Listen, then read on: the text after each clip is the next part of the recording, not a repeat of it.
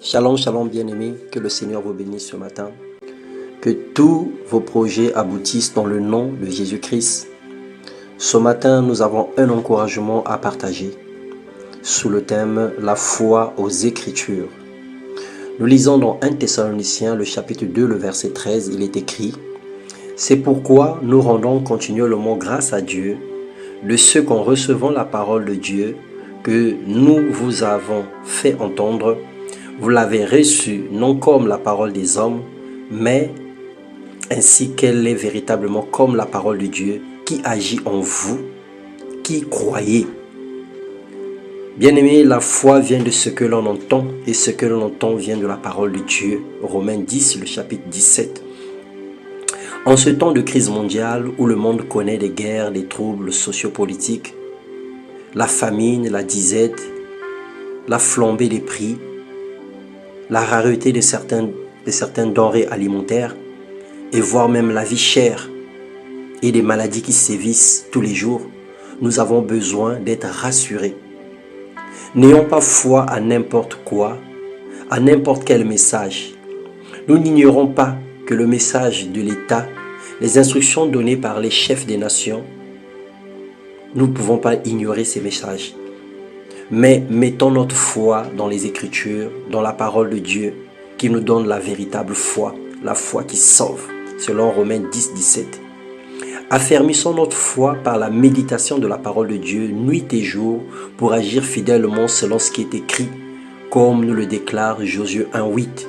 Que ce livre de la loi ne se loigne point de votre bouche, méditez-le jour et nuit, afin d'agir fidèlement selon ce qui est écrit.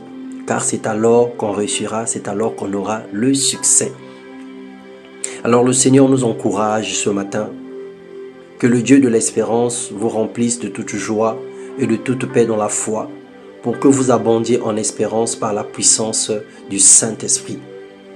Alors nous avons un encouragement, quel que soit ce que le monde peut connaître aujourd'hui, quelles que soient les situations qui se passent actuellement, nous avons la foi en la parole de Dieu.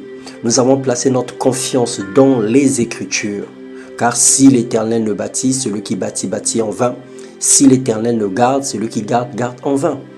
Et la parole de Dieu nous enseigne que n'appelez pas conjuration ce que le peuple appelle conjuration. N'appelez pas crise ce que le peuple appelle crise. Ne craignez pas et ne soyez pas effrayés. Le Seigneur nous encourage à croire en lui, à croire sa parole, à considérer les événements actuels comme étant les signes annonciateurs de la fin. Ce n'est pas encore la fin. Les catastrophes que nous pouvons connaître tous les jours ne sont pas encore la fin, mais ce sont des signes qui annoncent la fin. Et le Seigneur a un plan particulier pour tous ceux qui espèrent en lui, pour tous ceux qui croient en lui, pour tous ceux qui ont placé leur confiance en son nom, en sa parole. Alors que le Seigneur nous comble de paix et de grâce, qu'il fasse pleuvoir sur nous une pluie de bénédiction, de guérison, de protection divine dans le nom de Jésus. Parce que la parole de Dieu est une lampe à nos pieds, une lumière sur nos sentiers. Et Dieu envoya sa parole et sa parole nous guérit. Sa parole nous montre le chemin. Sa parole illumine les yeux de nos cœurs. Et sa parole nous instruit. Le psalmiste pouvait dire « Je serre ta parole dans mon cœur afin de ne pas pécher contre toi ». La parole de Dieu seule est le miroir qui nous montre le vrai visage de tout un chacun. C'est le miroir qui nous montre notre reflet et qui nous aide à améliorer l'image de nous-mêmes pour que nous ayons l'image de Christ, pour que nous soyons comme Jésus-Christ, pour que nous lui ressemblions et que nous soyons véritablement ses disciples. Alors médite la parole de Dieu tous les jours, accroche-toi à elle et serre-la dans ton cœur. Que le Seigneur te bénisse, bénisse ta semaine, bénisse tes activités, que le Seigneur éloigne de toi la peur, que le Seigneur éloigne de toi l'échec, que le Seigneur te rassure sur le chemin qu'il place devant toi un bouclier de protection, afin que tous les traits enflammés de l'ennemi, toutes les flèches du diable, toutes les attaques diaboliques et sataniques soient annulées sans effet dans le nom puissant de Jésus.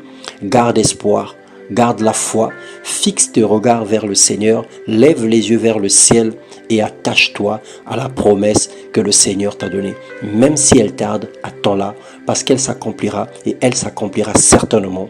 Que le Seigneur nous bénisse au nom de Jésus.